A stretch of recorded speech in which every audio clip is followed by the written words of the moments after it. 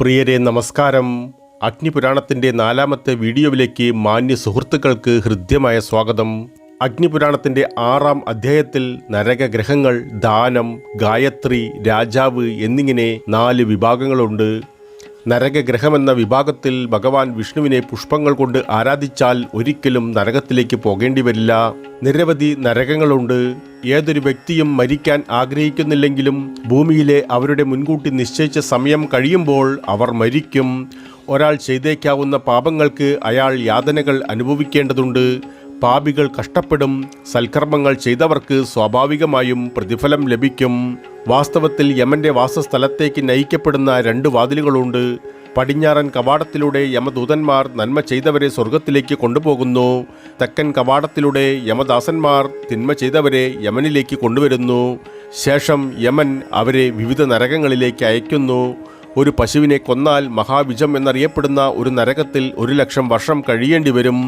ഒരാൾ ബ്രാഹ്മണനെ കൊന്നാൽ അല്ലെങ്കിൽ ഭൂമി മോഷ്ടിച്ചാൽ അയാൾ അമകുംഭൻ എന്ന കത്തുന്ന നരകത്തിലേക്ക് പ്രവേശിക്കേണ്ടി വരും.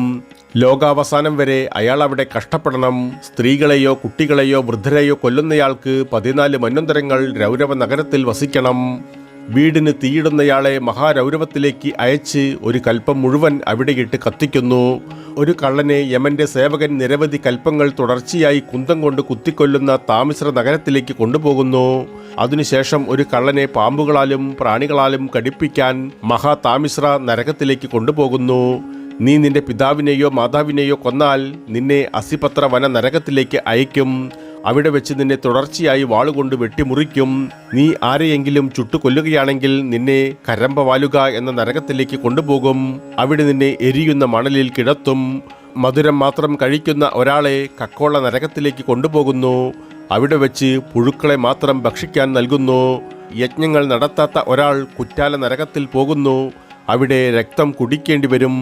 ഒരു പീഡകനെ തൈപാലക നരകത്തിലേക്ക് അയക്കുകയും അവിടെ വെച്ച് എണ്ണക്കുരു ചതയ്ക്കുന്നത് പോലെ തകർക്കുകയും ചെയ്യും. ഒരു നുണയനെ മഹാപതൻ എന്ന നരകത്തിലേക്കാണ് അയക്കുക. വ്യത്യസ്ത വർഗ വിവാഹങ്ങളെ പ്രോത്സാഹിപ്പിക്കുന്നവർ, മൃഗങ്ങളെ കൊല്ലുന്നവർ, മരം മുറിക്കുന്നവർ, അമിതമായി മാംസം കഴിക്കുന്നവർ, വേദങ്ങളെ വിമർശിക്കുന്നവർ, അതിന് സാക്ഷ്യം വഹിക്കുന്നവർ, ആചാര്യന്മാരെ വിമർശിക്കുന്നവർ എന്നിവർക്ക് മറ്റു നിരവധി നരകങ്ങളുണ്ട്.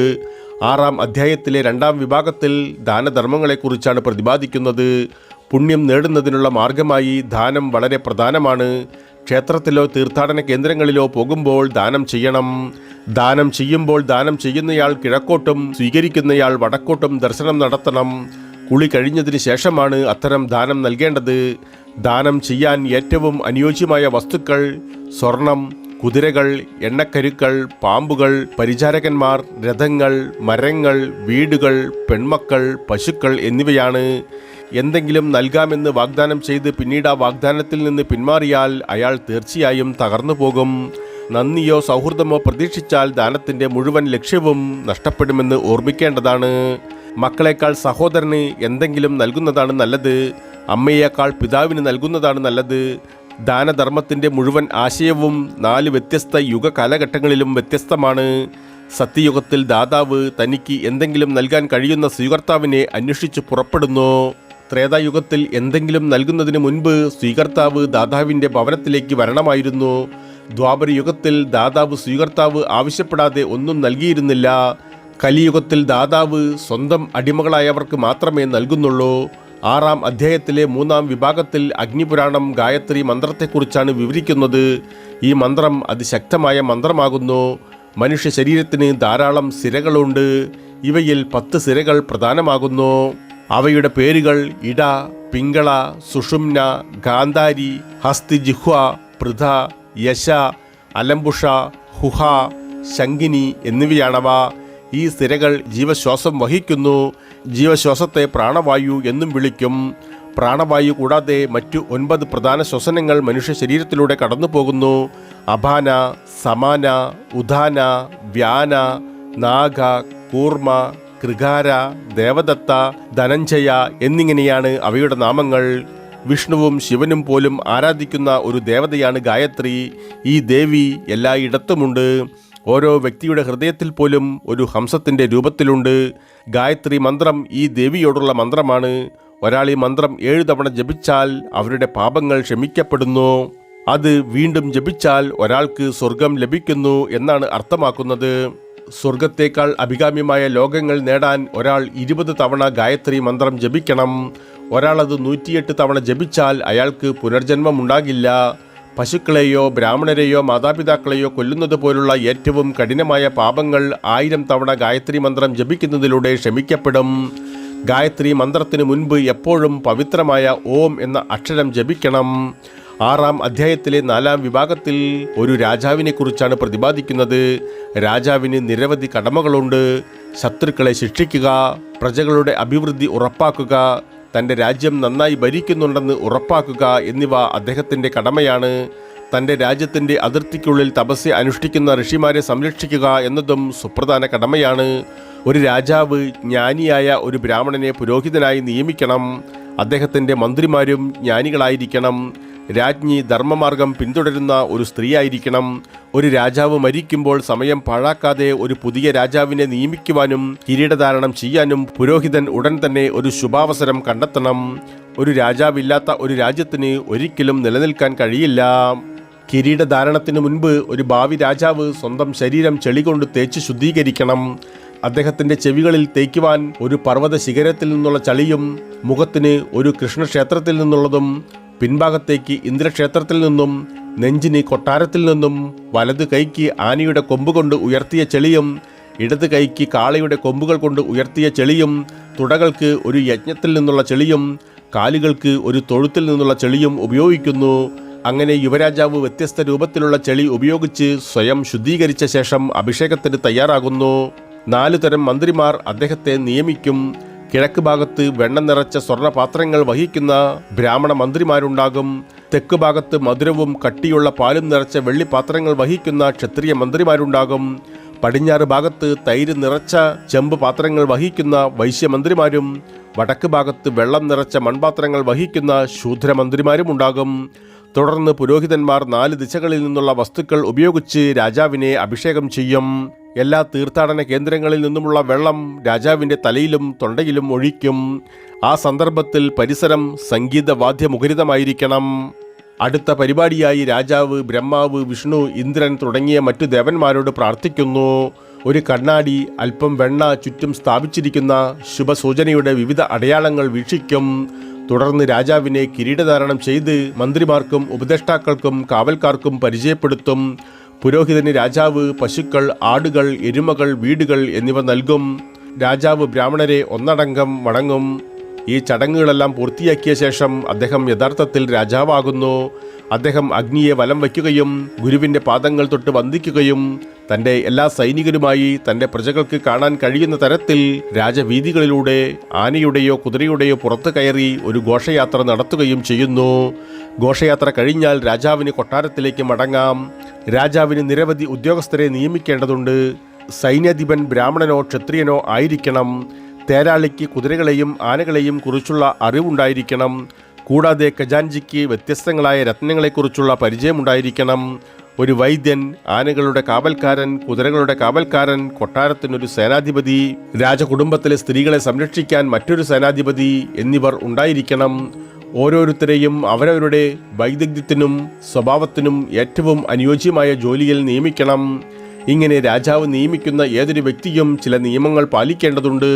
അവൻ എപ്പോഴും രാജാവിൻ്റെ ആജ്ഞകൾ അനുസരിക്കുകയും രാജാവിൻ്റെ കൽപ്പനകൾക്ക് വിരുദ്ധമായ യാതൊന്നും പ്രവർത്തിക്കുകയും ചെയ്യരുത്. അവൻ എപ്പോഴും പരസ്യമായി രാജാവിനോട് മനോഹരമായ കാര്യങ്ങൾ പറയണം.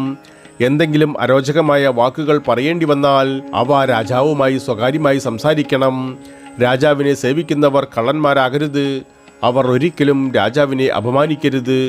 അവർ രാജാവിനെ പോലെ വസ്ത്രം ധരിക്കില്ല. അദ്ദേഹവുമായി വളരെ അടുത്തിടപഴകില്ല. രാജകീയ രഹസ്യങ്ങൾ വെളിപ്പെടുത്തുകയുമരുത്. ഒരു കോട്ടയ്ക്കായി രാജാവ് ശത്രുക്കൾക്ക് എളുപ്പത്തിൽ ആക്രമിക്കാൻ കഴിയാത്ത ഒരു സ്ഥലം തിരഞ്ഞെടുക്കണം. ദേവന്മാരെ ആരാധിക്കുന്നുണ്ടെന്നും പ്രജകളെ സംരക്ഷിക്കുന്നുണ്ടെന്നും ദുഷ്ടന്മാർ ശിക്ഷിക്കപ്പെടുന്നുണ്ടെന്നും രാജാവ് ഉറപ്പാക്കണം. ക്ഷേത്രങ്ങളിൽ നിന്ന് ഒരിക്കലും മോഷ്ടിക്കരുത്. പകരം അവിടെ ക്ഷേത്രങ്ങൾ പണിയുകയും ദേവന്മാരുടെ വിഗ്രഹങ്ങൾ സ്ഥാപിക്കുകയും ചെയ്യണം. ബ്രാഹ്മണരെ സംരക്ഷിക്കുകയും എൻ്റെ രാജ്യത്ത് ഒരു ബ്രാഹ്മണനും കൊല്ലപ്പെടുന്നില്ലെന്ന് രാജാവ് ഉറപ്പുവരുത്തുകയും ചെയ്യണം. ഒരു രാജ്ഞിയെ സംബന്ധിച്ചിടത്തോളം ഈ വിശ്വാസങ്ങൾ പാലിക്കുന്ന ഒരു സ്ത്രീയെയാണ് അദ്ദേഹം തിരഞ്ഞെടുക്കേണ്ടത്. ഓരോ 10 ഗ്രാമങ്ങളുടെയും കാര്യങ്ങൾ ശ്രദ്ധിക്കാൻ ഒരു ഉദ്യോഗസ്ഥനെയും ഓരോ 100 ഗ്രാമങ്ങളുടെയും കാര്യങ്ങൾ നോക്കാൻ മറ്റൊരു ഉദ്യോഗസ്ഥനെയും നിയമിക്കും. രാജ്യത്ത് എന്താണ് സംഭവിക്കുന്നതെന്ന് കണ്ടെത്താൻ ചാരന്മാരെ നിയമിക്കണം. തൻ്റെ പ്രജകൾ വഴി രാജ്യത്തിന് ലഭിക്കുന്ന എല്ലാ പുണ്യത്തിൻ്റെയും 1/6 രാജാവിന് അവകാശപ്പെട്ടതാണ്. അതുപോലെ തന്നെ രാജ്യം നേരിടുന്ന എല്ലാ പാപങ്ങളുടെയും 1/6 അദ്ദേഹത്തിന് അവകാശപ്പെട്ടതാണ്. പുണ്യഗ്രന്ഥങ്ങളുടെ നിർദ്ദേശപ്രകാരമുള്ള നികുതികൾ ഈടാക്കും. നികുതിയായി ലഭിക്കുന്നതിൽ നിന്ന് പകുതി രാജകീയ ഖജനാവിലേക്ക് പോവുകയും ബാക്കി പകുതി ബ്രാഹ്മണർക്ക് വിതരണം ചെയ്യുകയും ചെയ്യും.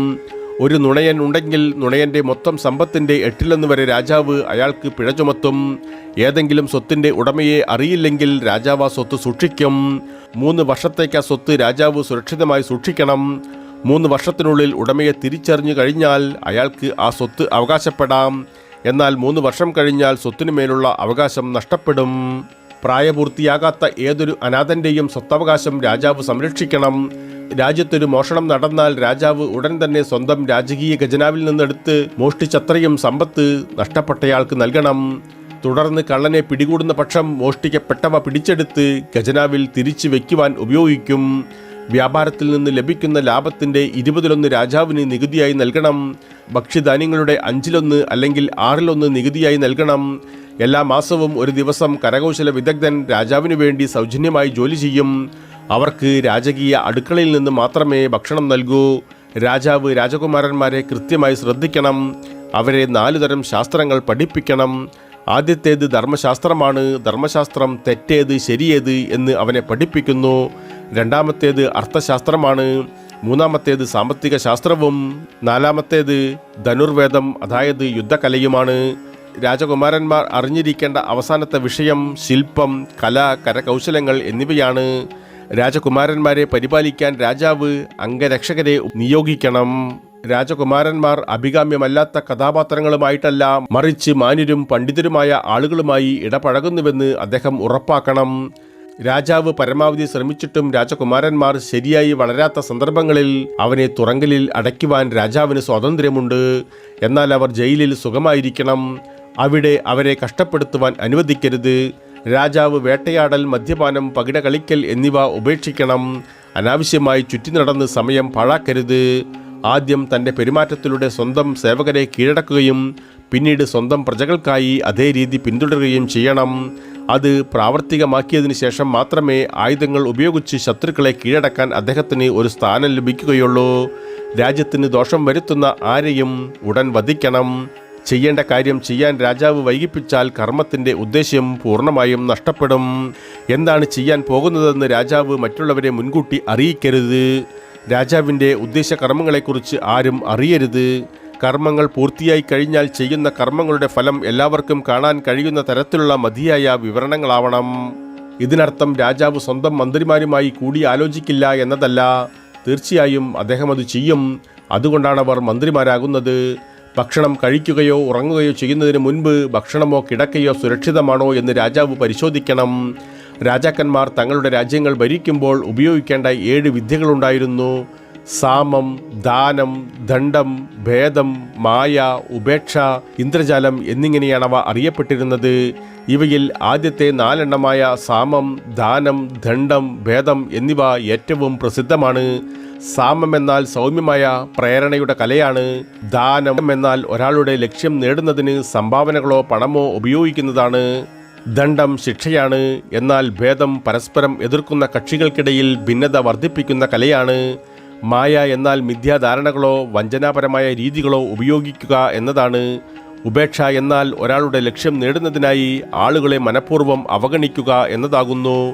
ഇന്ദ്രജാലം എന്നാൽ അക്ഷരാർത്ഥത്തിൽ തന്ത്രപരമായ തന്ത്രങ്ങൾ എന്നാണ് അർത്ഥമാക്കുന്നത്. ഈ സാഹചര്യത്തിൽ എതിർക്കുന്നവർക്കും എതിർക്കുന്ന കക്ഷികൾക്കും ഇടയിൽ ഒരു സന്തുലിത പ്രവർത്തനം നടത്തുക എന്നതാണ് ഇതിനർത്ഥം. രാജാവ് എന്തു തരത്തിലുള്ള ശിക്ഷയാണ് നൽകുന്നതെന്നും ഇതിൽ പറയുന്നുണ്ട്. തൻ്റെ സ്വത്തുക്കൾ മോഷ്ടിക്കപ്പെട്ടുവെന്ന് ആരെങ്കിലും കള്ളം പറഞ്ഞാൽ ആ സ്വത്തുക്കളുടെ വിലയ്ക്ക് തുല്യമായ തുക പിഴയായി ഈടാക്കണം. കള്ളസാക്ഷ്യം പറയുന്ന ബ്രാഹ്മണനെ രാജ്യത്തിൽ നിന്ന് നാടുകടത്തും. പശുക്കളെയോ ആനകളെയോ കുതിരകളെയോ ഒട്ടകങ്ങളെയോ കൊല്ലുന്നവൻ്റെ കാലോ കയ്യോ വെട്ടിമാറ്റും. സ്വർണമോ വെള്ളിയോ മോഷ്ടിക്കുന്ന കള്ളനെയോ സ്ത്രീകളെ തട്ടിക്കൊണ്ടുപോകുന്നവരെയോ വധശിക്ഷയ്ക്ക് വിധേയമാക്കും. തീവെപ്പ്, വിഷം കൊടുക്കൽ എന്നീ കേസുകളിലും വധശിക്ഷ നടപ്പാക്കപ്പെട്ടിട്ടുണ്ട്. ഭർത്താവിനെയോ ബ്രാഹ്മണനെയോ അനുസരിക്കാത്ത ഭാര്യയെ നായ്ക്കൾ വലിച്ചു കീറി കൊല്ലും. അത്തരത്തിലുള്ള സ്ത്രീകളുടെ മൂക്ക്, ചെവി അല്ലെങ്കിൽ കൈകൾ എന്നിവ മുറിച്ചു മാറ്റാം. അവളെ ഒരു പശുവിന്റെ പുറത്ത് ഇരുവശത്തേക്കും കാലിട്ടിരിക്കുന്ന തരത്തിൽ ഇരുത്തി രാജ്യത്തിൽ നിന്നും നാടുകടത്തും. അടുത്തതായി അഗ്നിപുരാണത്തിന്റെ 7-ാം അധ്യായത്തിൽ സ്വപ്നങ്ങൾ, ശകുനങ്ങൾ, യുദ്ധങ്ങൾ, ശ്രീരാമന്റെ പഠനങ്ങൾ എന്നിവ അടങ്ങുന്ന 4 വിഭാഗങ്ങൾ ഉൾപ്പെടുത്തിയിരിക്കുന്നു. അതിലെ ആദ്യ വിഭാഗമായ സ്വപ്നങ്ങളിൽ ചില സ്വപ്നങ്ങൾ ദുശകുനങ്ങളാണ്. വാസ്തവത്തിലവ പേടി സ്വപ്നങ്ങളാകുന്നു. ഉദാഹരണത്തിന് ശരീരത്തിൽ വളരുന്ന പുല്ലിനെയോ മരങ്ങളെയോ കുറിച്ചുള്ള സ്വപ്നങ്ങൾ, തല മുണ്ടനം ചെയ്തതോ മുഷിഞ്ഞ വസ്ത്രം ധരിച്ചതോ അല്ലെങ്കിൽ മുകളിൽ നിന്ന് വീഴുന്ന സ്വപ്നങ്ങൾ, വിവാഹങ്ങൾ, പാട്ടുകൾ, പാമ്പുകളെ കൊല്ലൽ, ചണ്ടാളന്മാരെയോ മൃഗങ്ങളെയോ കൊല്ലൽ എന്നിവയും സ്വപ്നം കാണുന്നത് മോശമാണ്. എണ്ണ കുടിക്കുകയോ പക്ഷിമാംസം കഴിക്കുകയോ ചെയ്യുന്നതായി സ്വപ്നം കാണുന്നുവെങ്കിൽ അതും ഓരോ ദുശകുനങ്ങൾ തന്നെ. മറ്റു ഉദാഹരണങ്ങൾ: സ്വപ്നം കാണുന്നയാൾ കുരങ്ങുകളുമായോ ചണ്ടാളന്മാരുമായോ കളിക്കുന്നതായി സ്വപ്നം കാണുന്നു. ദേവന്മാരോ ബ്രാഹ്മണരോ രാജാവോ ഗുരുവോ കോപിച്ചതായി സ്വപ്നം കാണുന്നു. അല്ലെങ്കിൽ സ്വന്തം വീട് തകർന്നതായി സ്വപ്നം കാണുന്നു. ദുഷ്ടസ്വപ്നങ്ങൾ കാണുന്നവർ പരിഹാരങ്ങൾ കണ്ടെത്തേണ്ടതുണ്ട്. ബ്രാഹ്മണരെ ആരാധിക്കുകയും ഒരു യജ്ഞം നടത്തുകയും സ്വപ്നം കാണുന്നയാൾ വിഷ്ണു, ശിവൻ, ബ്രഹ്മാവ്, ഗണേശൻ അല്ലെങ്കിൽ സൂര്യൻ എന്നിവരെ പ്രാർത്ഥിക്കുകയും ചെയ്യണം. ഉറക്കത്തിൻ്റെ ആദ്യ പാദത്തിൽ കാണുന്ന സ്വപ്നങ്ങൾ സാധാരണയായി ഒരു വർഷത്തിൽ യാഥാർത്ഥ്യമാകും. 2-ാം പാദത്തിലെ സ്വപ്നങ്ങൾ അടുത്ത 6 മാസത്തിലും 3-ാം പാദത്തിലെ സ്വപ്നങ്ങൾ അടുത്ത 3 മാസത്തിലും യാഥാർത്ഥ്യമാകും. അവസാന പാദത്തിലെ സ്വപ്നങ്ങൾ അടുത്ത 2 ആഴ്ചയ്ക്കുള്ളിൽ യാഥാർത്ഥ്യമാകും. പുലർച്ചെ കാണുന്ന സ്വപ്നങ്ങൾ അടുത്ത 10 ദിവസത്തിനുള്ളിൽ യാഥാർത്ഥ്യമാകും. ആദ്യം ഒരു നല്ല സ്വപ്നവും പിന്നീട് ഒരു ദുസ്വപ്നവും കണ്ടാൽ അതിലെ ദുസ്വപ്നമാണ് യാഥാർത്ഥ്യമാകുക. അതിനാൽ ഒരാൾ നല്ല സ്വപ്നം കണ്ടാൽ തുടർന്ന് ഉറങ്ങരുത്, ഉടൻ എഴുന്നേൽക്കണം. നല്ല സ്വപ്നങ്ങളായി നിരവധി സ്വപ്നങ്ങളുണ്ട്. ഉദാഹരണത്തിന് പർവ്വതങ്ങൾ, കൊട്ടാരങ്ങൾ അല്ലെങ്കിൽ പാമ്പുകൾ എന്നിവ ഉൾപ്പെടുന്ന സ്വപ്നങ്ങൾ. സ്വപ്നം കാണുന്നയാൾ ഒരു കുതിരയുടെയോ കാളയുടെയോ പുറത്ത് സവാരി ചെയ്യുന്നതായി കാണുന്ന സ്വപ്നം. ആകാശത്ത് വെളുത്ത പൂക്കൾ സ്വപ്നം കാണുന്നതും ഒരു സ്വപ്നത്തിൽ മരങ്ങൾ കാണുന്നതോ നല്ലതാണ്. പ്രത്യേകിച്ച് നല്ല സ്വപ്നം കാണുന്നയാൾക്ക് ധാരാളം കൈകളോ തലകളോ ഉള്ളതായി കാണുന്നതോ നാഭിയിൽ നിന്ന് മുളച്ചു വരുന്ന പുല്ലും കുറ്റിക്കാടുകളും ഉള്ളതായി കാണുന്നതോ ആണ്. വെളുത്ത മാലകളോ വസ്ത്രങ്ങളോ ധരിച്ചതായി സ്വപ്നം കണ്ടാൽ അതും നല്ലതാണ്. സൂര്യൻ്റെയോ ചന്ദ്രൻ്റെയോ നക്ഷത്രങ്ങളുടെയോ ഗ്രഹണങ്ങൾ സ്വപ്നം കണ്ടാൽ തീർച്ചയായും സന്തോഷിക്കുക. ഒരു സ്വപ്നത്തിൽ നിങ്ങൾ ശത്രുവിൻ്റെ പതാക വഹിക്കുന്നതായി കാണുന്നുവെങ്കിൽ അതിനർത്ഥം നിങ്ങൾ ശത്രുവിൻ്റെ മേൽ വിജയം നേടുമെന്നാണ്. ശത്രുവിനെ പരാജയപ്പെടുത്തുന്നത് നിങ്ങൾ സ്വപ്നം കാണുന്നുവെങ്കിൽ വ്യാഖ്യാനം വളരെ വ്യക്തമാണ്. വിചിത്രമെന്ന് പറയട്ടെ, സ്വപ്നം കാണുന്നയാൾ അരിപ്പൊടി കുഴച്ചുണ്ടാക്കുന്ന വിഭവം കഴിക്കുന്നതായി സ്വപ്നം കാണുന്നത് നല്ല സ്വപ്നമാണ്. വീഞ്ഞോ രക്തമോ കുടിക്കുന്നത് പോലെയോ അല്ലെങ്കിൽ രക്തം പറ്റാത്ത മാംസം കഴിക്കുന്നത് കാണുന്നത് പോലും നല്ല സ്വപ്നമാണ്. ഒരു സ്വപ്നത്തിലെ തെളിഞ്ഞ ആകാശം നല്ലതാണ്. സ്വന്തം വായ് ഉപയോഗിച്ച് പശുവിൻ്റെയോ എരുമയുടെയോ അകിടിൽ നിന്ന് പാൽ കുടിക്കുന്നത് കാണുന്നതും നല്ലതാണ്. അതേ രീതിയിൽ സിംഹത്തിൻ്റെയോ ആനയുടെയോ പാൽ കുടിക്കുന്നത് കണ്ടാലും ആ സ്വപ്നം നല്ലതായി തുടരുന്നു.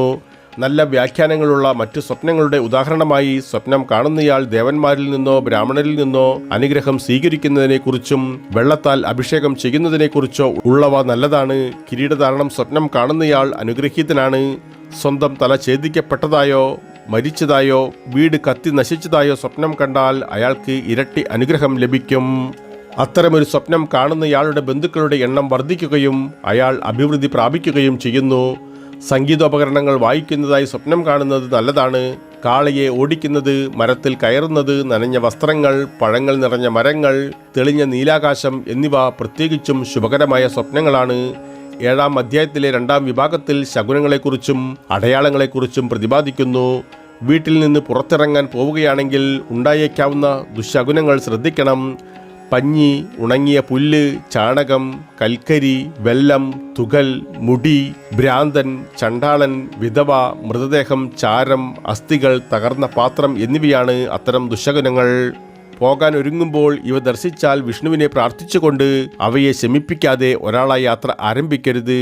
യാത്രയുടെ തുടക്കത്തിൽ സംഗീത ഉപകരണങ്ങളുടെ ശബ്ദം ഒരു ശുഭസൂചനയല്ല.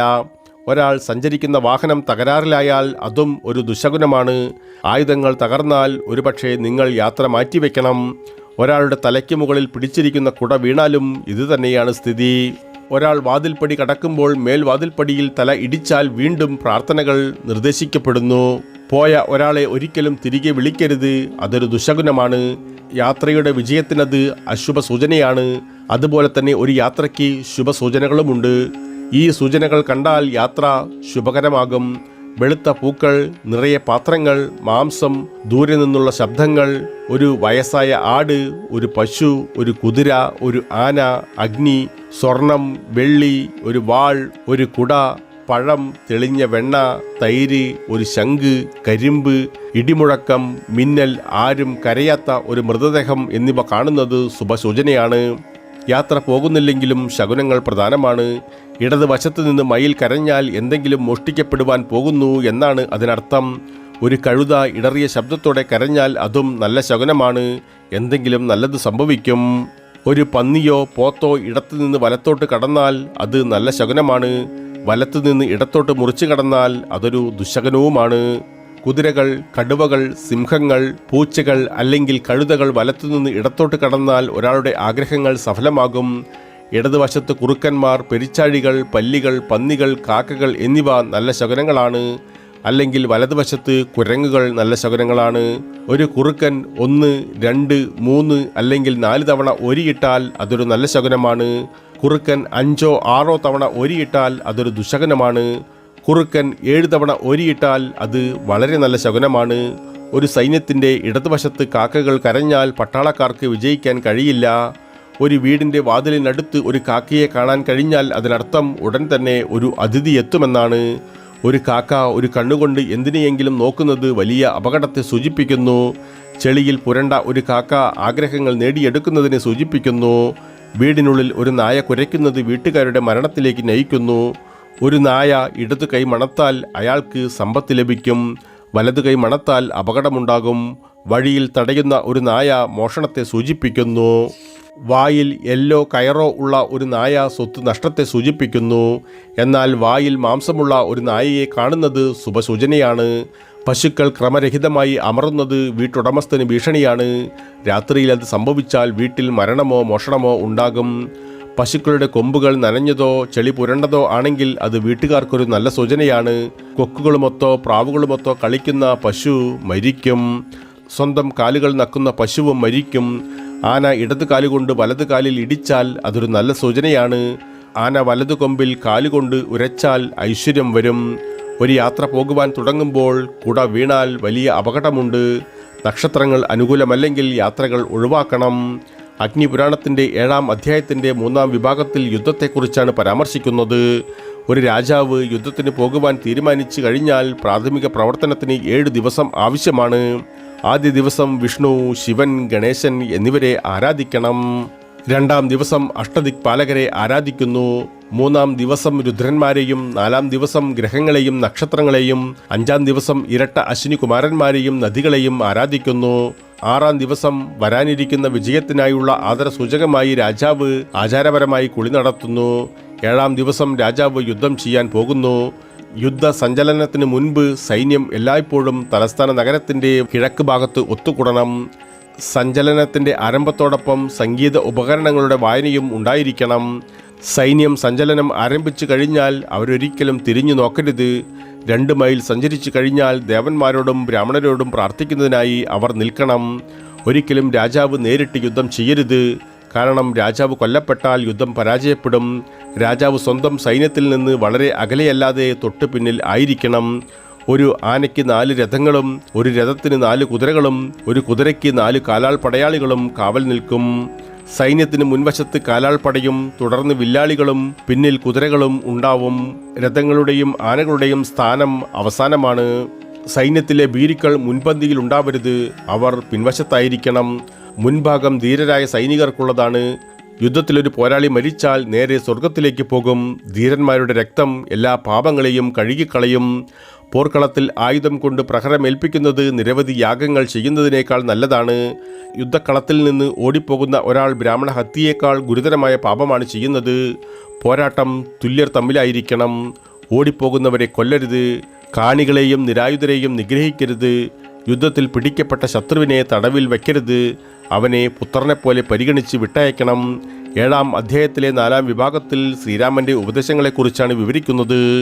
രാജാവിൻ്റെ കടമകളെക്കുറിച്ച് രാമൻ ഒരിക്കൽ ലക്ഷ്മണനെ പഠിപ്പിച്ചിരുന്നു. ഇവിടെ അഗ്നിപുരാണം രാമൻ്റെ ഈ പ്രമാണങ്ങളെ വിവരിക്കുന്നു. രാജാവിന് കടമകൾ 4 എണ്ണമാണ്. ഒന്നാമതായി അവൻ സമ്പത്ത് സമ്പാദിക്കണം. രണ്ടാമതായി അവനത് വർദ്ധിപ്പിക്കണം. മൂന്നാമതായി അവനത് സംരക്ഷിക്കണം. നാലാമതായി അവനത് ദാനം ചെയ്യണം. രാജാവും മര്യാദയുള്ളവനായിരിക്കണം. സ്വന്തം ഇന്ദ്രിയങ്ങളെ കീഴടക്കുന്നതിലൂടെയാണ് മര്യാദ വരുന്നത്. രാജാവ് വിനീതനായിരിക്കണം. ഇന്ദ്രിയങ്ങൾ മതയാനയെപ്പോലെയാണ്. ഇന്ദ്രിയങ്ങളെ മതയാനകളെപ്പോലെ ലാളിച്ചാൽ അവ മര്യാദയെയും വിനയത്തെയും കാലിനടിയിൽ ചവിട്ടി മെതിക്കും. രാജാവ് അഹിംസകനും സത്യസന്ധനും ശുദ്ധനും ക്ഷമിക്കുന്നവനുമായിരിക്കണം. എല്ലാ ആചാരങ്ങളും പാലിക്കാൻ അവൻ ശ്രദ്ധിക്കണം. ദരിദ്രർക്ക് ഭക്ഷണം നൽകണം. രാജകീയ സംരക്ഷണം തേടുന്നവരെ സംരക്ഷിക്കണം. കേൾക്കാൻ ഇമ്പമുള്ള വാക്കുകൾ സദാ ഉപയോഗിക്കണം. ശരീരം ഇന്ന് ഇവിടെയുണ്ട്, എന്നാൽ അത് നാളെ ഇല്ലാതെയാകും. ക്ഷണികമായ ശരീരത്തിന് സുഖം നൽകുന്നതിനായി നീതിയുടെ പാതയിൽ നിന്ന് വ്യതിചലിക്കുന്ന രാജാവ് വിഡ്ഢിയാണ്. അസന്തുഷ്ടരായ ആളുകളുടെ ശാപങ്ങൾ ഒരു രാജാവിനെ വീഴ്ത്താൻ പര്യാപ്തമാകുന്നു. ദേവന്മാരും മൃഗങ്ങളും തമ്മിൽ ഒരേയൊരു വ്യത്യാസമേ ഉള്ളൂ. ദേവന്മാർ ഹൃദ്യമായ വാക്കുകൾ ഉപയോഗിക്കുന്നു, അതേസമയം മൃഗങ്ങൾ പരുഷമായ വാക്കുകൾ ഉപയോഗിക്കുന്നു. രാജാവ് ദേവന്മാരെപ്പോലെ ഹൃദ്യമായ വാക്കുകൾ ഉപയോഗിക്കണം. തൻ്റെ സുഹൃത്തുക്കളോ നല്ലവരോ ആയവർക്ക് മാത്രമല്ല, ശത്രുക്കളോ ദുഷ്ടന്മാരോ ആയവരോടും ഹൃദ്യമായ വാക്കുകൾ ഉപയോഗിക്കണം. രാജാവ് സ്വന്തം ഗുരുവിനെ പ്രണമിച്ചും നല്ല പെരുമാറ്റത്തിലൂടെ നീതിമാന്മാരെയും കർത്തവ്യങ്ങളിലൂടെ ദേവന്മാരെയും ദാസന്മാരെയും ദാനധർമ്മത്തിലൂടെയും സന്തോഷിപ്പിക്കുന്നു. ഒരു രാജ്യത്തിന് 7 ഘടകങ്ങളുണ്ട്. രാജാവ്, മന്ത്രിമാർ, പുരോഹിതൻ, ഖജനാവ്, സൈന്യം, കോട്ടകൾ, സംസ്ഥാനം എന്നിവയാണവ. ഇതിൽ ഏറ്റവും പ്രധാനപ്പെട്ടത് സംസ്ഥാനമാണ്. അത് എന്ത് വില കൊടുത്തും സംരക്ഷിക്കപ്പെടണം. മന്ത്രിമാരെയും പുരോഹിതനെയും തിരഞ്ഞെടുക്കുന്നതിൽ രാജാവ് അതീവ ജാഗ്രത പാലിക്കണം. വിഡ്ഢികളായ മന്ത്രിമാരെ രാജാവ് തിരഞ്ഞെടുക്കുകയോ അവരുമായി കൂടിയാലോചിക്കുകയോ ചെയ്യരുത്. രാജാവിൻ്റെ അടയാളങ്ങൾ സ്വർണ്ണദണ്ഡും അഥവാ ചെങ്കോലും തലയിൽ ചൂടിയിരിക്കുന്ന കിരീടവുമാണ്. കിരീടം ഹംസം, മയിൽ, കൊക്ക് എന്നിവയുടെ തൂവലുകൾ കൊണ്ടാണ് നിർമ്മിക്കേണ്ടത്. എന്നാൽ വ്യത്യസ്ത തരം പക്ഷികളുടെ തൂവലുകൾ ഒരേ കിരീടത്തിൽ ചേർക്കരുത്. സിംഹാസനം മരം കൊണ്ടാണ് നിർമ്മിച്ചിരിക്കുന്നത്, എന്നിട്ടതിനെ സ്വർണം കൊണ്ട് അലങ്കരിക്കണം. ഇരുമ്പ്, കൊമ്പ് അല്ലെങ്കിൽ മരം എന്നിവ ഉപയോഗിച്ച് ഒരു വില്ല് നിർമ്മിക്കാം. 4 കൈകളിൽ കൂടുതൽ നീളമുള്ള വില്ലാണ് ഏറ്റവും മികച്ചത്. രാജാവിന് ഒരു വർഷം വരെ നികുതി വരുമാനം ആയുധങ്ങൾക്കും പതാകകൾക്കും വേണ്ടി ചിലവഴിക്കാം. പ്രിയരെ, അഗ്നിപുരാണത്തിൻ്റെ 4-ാം ഭാഗം 7-ാം അധ്യായത്തോടെ നിർത്തുകയാണ്. 8-ാം അധ്യായത്തിൽ ധനുർവേദം, രാജവംശങ്ങൾ, സാഹിത്യം തുടങ്ങിയ 6 വിഭാഗങ്ങളെക്കുറിച്ചുള്ള പരാമർശങ്ങളുമായി അടുത്ത വീഡിയോയിൽ കാണാം. നന്ദി, നമസ്കാരം.